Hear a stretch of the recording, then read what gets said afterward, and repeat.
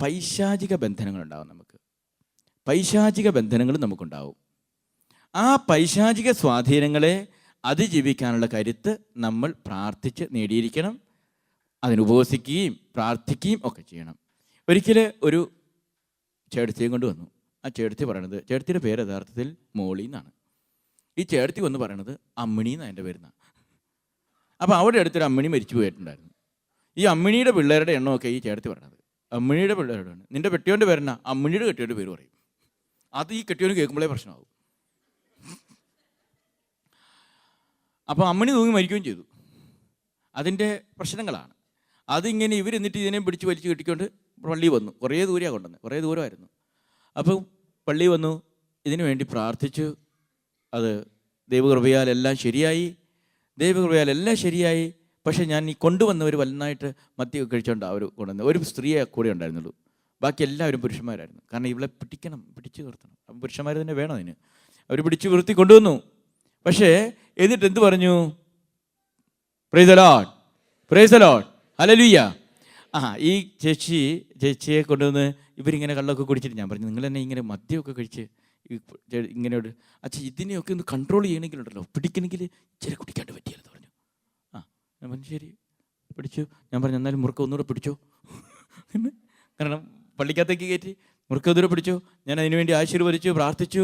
ആ കൊച്ച് അവിടെ വീണു, അവിടെ കിടന്നു. ഒരു ചാരുവഞ്ചി പോലത്തെ ഉണ്ടായിരുന്നു. ആ ചാരുവഞ്ചി ഇട്ടിച്ച് കിടന്നു. ഇച്ചിരി കഴിഞ്ഞപ്പോൾ ഞാൻ അവളെ മോളി എന്ന് വിളിച്ചു. മോളിയായിട്ട് പോന്നു. എന്നാ അച്ഛാ, എന്നാ പറ്റിയേ? ഒരു കുഴപ്പമില്ല, മോളിയായി. ഫിഷ് മോളിയല്ല, ഒറിജിനൽ മോളി. സന്തോഷമായി.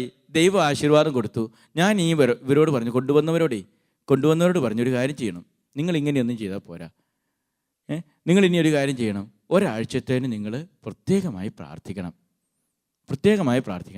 ഒരാഴ്ചത്തേന് ഒരാളും മദ്യപിച്ചേക്കരുത്. കാരണം ഈ സഹോദരിയെ ഇപ്പം ഞാൻ സ്വതന്ത്രമാക്കി വിടുത്തൊക്കെ ഉണ്ട്. പോകുന്ന വഴിക്ക് വേറെ പ്രശ്നങ്ങളൊന്നും ഉണ്ടാകാതിരിക്കാനായിട്ട് നിങ്ങൾ ഒരാഴ്ച കഴിഞ്ഞ് നിങ്ങൾ ഒന്നുകൂടെ കൊണ്ടുവരണം ഈ ചേച്ചിയെ. ഒരാഴ്ച കഴിയുമ്പോൾ ഒന്നുകൂടെ കൊണ്ടുവരണം, നമുക്കൊന്നുകൂടെ പ്രാർത്ഥിക്കണം. അതുവരെ നിങ്ങൾ ആരും മദ്യപിക്കാൻ പാടില്ല. ഇന്ന് വന്ന എല്ലാവരും അന്നും വരണമെന്ന് പറഞ്ഞു. പ്രിയപ്പെട്ടവരെ, ഇവരന്ന് പോയി, ചേച്ചിയും കൊണ്ട് പോയി. ആരും മദ്യപിച്ചിട്ടില്ല. എല്ലാവരും സുഖമായിട്ട് പ്രാർത്ഥനയൊക്കെ ചൊല്ലി കുർബാനയ്ക്കൊക്കെ പോയി അങ്ങനെ വന്നു. പിറ്റേ വെള്ളിയാഴ്ച ചേച്ചിയും കൊണ്ട് വന്നു കഴിഞ്ഞപ്പം പ്രാർത്ഥിച്ചു. ഒരു കുഴപ്പമില്ല, സന്തോഷം. ഇവർക്ക് വേണ്ടിയും പ്രാർത്ഥിച്ചു, ഇവരെയും പറഞ്ഞു വിട്ടു. സന്തോഷമായിട്ട് ജീവിച്ചോളുക, ഇനി ഒരു കുഴപ്പമില്ല. ഇനി അങ്ങനെ അവർ പറഞ്ഞു വിട്ട് പോകാൻ നേരത്തെ അവർ പറയാം, അച്ഛാ ആ ചേട്ടത്തി ഒരു പെണ്ണുങ്ങളുണ്ടായിരുന്നല്ലോ, അച്ഛാ ഇവരുടെയൊക്കെ വീട്ടുകാർ ഒരു കാര്യം പറഞ്ഞു വിട്ടിട്ടുണ്ട്. അച്ഛൻ ഇനി ഉള്ളവരെ ഇങ്ങനെ കൊണ്ടുവരുമെന്ന് പറഞ്ഞു വിടും. ഒരു വർഷത്തേന് നിങ്ങൾ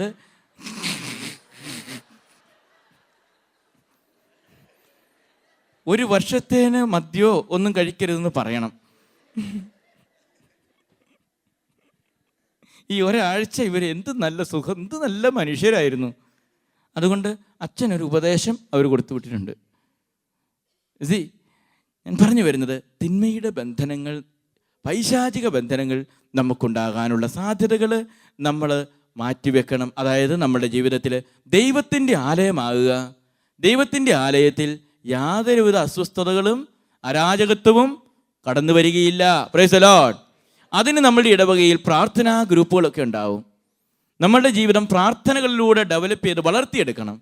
ഏതെങ്കിലും ഒരു പ്രാർത്ഥനാ ഗ്രൂപ്പിലൊക്കെ അംഗമായി ഇടവകയുടെ പ്രാർത്ഥന, ഏതെങ്കിലും അല്ല, ഇടവകയിൽ നടത്തുന്ന വികാരിയച്ഛൻ്റെ നേതൃത്വത്തിൽ നടക്കുന്ന പ്രാർത്ഥനാ ഗ്രൂപ്പുകളുണ്ടാവും. ഇല്ലെങ്കിൽ അത് ആരംഭിക്കണം. ഇവിടെ ഉണ്ടെന്ന് എനിക്കറിയാം. അപ്പം അങ്ങനെയുള്ള പ്രാർത്ഥനാ ഗ്രൂപ്പുകളിലൊക്കെ അംഗമായിക്കൊണ്ട് പ്രാർത്ഥിക്കുന്ന ശീലം നമുക്കുണ്ടാവുക. ദൈവത്തോട് അടുക്കുന്ന ഒരു ആത്മീയ ബന്ധം ഉണ്ടാവുക. അങ്ങനെ നമ്മുടെ ജീവിതത്തിൽ ഒരുപാട് അനുഗ്രഹങ്ങൾ, ദൈവ അനുഗ്രഹങ്ങൾക്ക് അത് കാരണമാകും എന്ന കാര്യവും നിങ്ങൾ മനസ്സിലാക്കുക. പ്രിയപ്പെട്ടവരെ, നമ്മൾ വ്യത്യസ്ത കാര്യങ്ങളെക്കുറിച്ച് ചർച്ച ചെയ്തു. ദൈവം നമുക്കൊരുപാട് അനുഗ്രഹങ്ങൾ നൽകി. ആ അനുഗ്രഹങ്ങൾക്കനുസരിച്ച് നല്ലൊരു ജീവിതം നയിക്കാൻ മറ്റുള്ളവർക്ക് നമ്മളെക്കുറിച്ച് പറയാൻ കഴിയണം.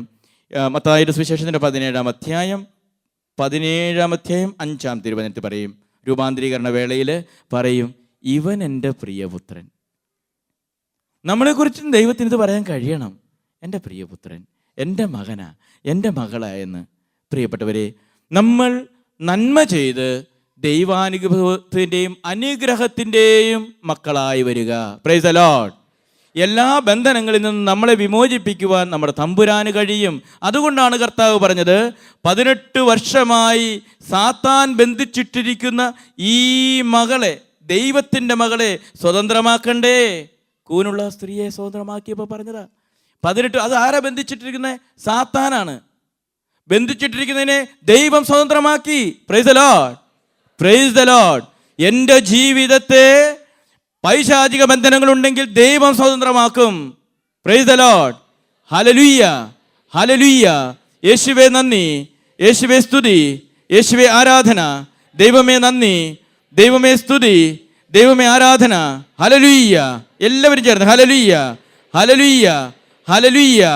18 വർഷം ബന്ധനാവസ്ഥയിൽ കഴിഞ്ഞ സ്ത്രീ ദൈവ സാന്നിധ്യത്തിൽ സ്വാതന്ത്ര്യം നേടി, സ്വാതന്ത്ര്യം നേടി. തമ്പുരാനത് കഴിയുമെന്നുള്ള ഉറപ്പ് നമുക്കുണ്ടാകണം. യോഹന്നാന്റെ സുവിശേഷം 11-ാം അധ്യായത്തിൽ ലാസറിനെ ഉയർപ്പിക്കുന്ന ഒരു രംഗമുണ്ട്. അതിൻ്റെ അവസാന ഭാഗത്ത് പറയുന്ന ഭാഗം, ലാസറിൻ്റെ കെട്ടുകൾ നിങ്ങൾ അഴിച്ചു കളയുക. അവനെ ബന്ധിച്ചിരിക്കുന്ന കെട്ടുകൾ നിങ്ങൾ അഴിക്കുക. ഉയർപ്പിച്ചത് കർത്താവ്. കെട്ടുകൾ അഴിച്ചു കളയാൻ, അവൻ്റെ ബന്ധനങ്ങളുടെ മേഖലകൾ അഴിച്ചു കളയാൻ ദൈവം അവിടെ കൂടി അവരോട് ആവശ്യപ്പെട്ടു. Price the Lord. ആരെയും നമ്മൾ ശാപബന്ധനങ്ങളിലേക്ക്, അരുതായ്മകളിലേക്ക് പറഞ്ഞയക്കരുതേ മക്കളെ.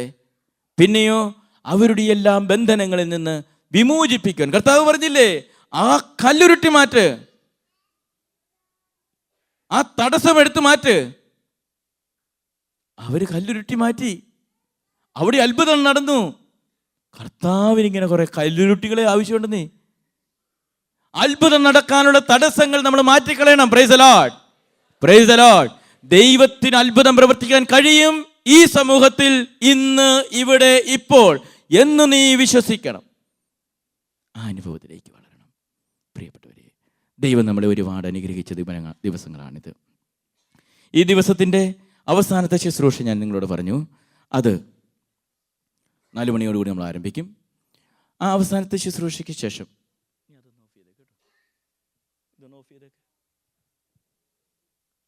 ഹലോ ഒന്ന് ഓഫ് ചെയ്തേക്ക്. ഓക്കെ.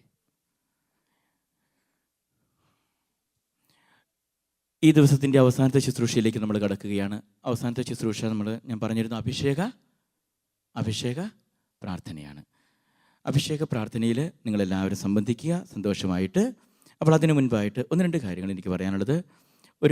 നിങ്ങളോട് ഞാൻ പറഞ്ഞിരുന്നു, അച്ഛന് വികാരിച്ചിനിവിടെ ഒത്തിരി കാര്യങ്ങൾ, നിങ്ങൾക്കിവിടെ പിരിവും കാര്യങ്ങളൊക്കെ ഉണ്ട്. എനിക്ക് ഒരു കാര്യം നിങ്ങളോട് ഷെയർ ചെയ്യാനുള്ളത്, നിങ്ങളിൽ ദൈവം ഒരുപാട് കൃപകളും അനുഗ്രഹങ്ങളും ഒക്കെ തന്നിട്ടുണ്ട്. ഞാൻ ഈ USA ധ്യാനത്തിന് പോരുന്നതിന് മുമ്പ് ഒരു കാര്യം തീരുമാനിച്ചിരുന്നു. അതിതാണ്, പരിശുദ്ധാത്മാവിൻ്റെ നിറവിന് വേണ്ടി നമ്മൾ പ്രാർത്ഥിച്ചൊരുങ്ങുന്നു. നിങ്ങളെല്ലാവരും നിങ്ങളിൽ ദീപ്തമാകേണ്ടുന്ന ആത്മീയ ദാനങ്ങൾ ഏവയാണെന്നൊന്ന് ചിന്തിക്കുക. ആത്മാവിൻ്റെ ദാനങ്ങൾ ഏതൊക്കെയാണ്? സ്നേഹം, ആനന്ദം, ദയ, കരുണ, വിശ്വസ്തത, സൗമ്യത, ആത്മസംയമനം. 7 ദാനങ്ങളുണ്ട് ഇല്ലേ?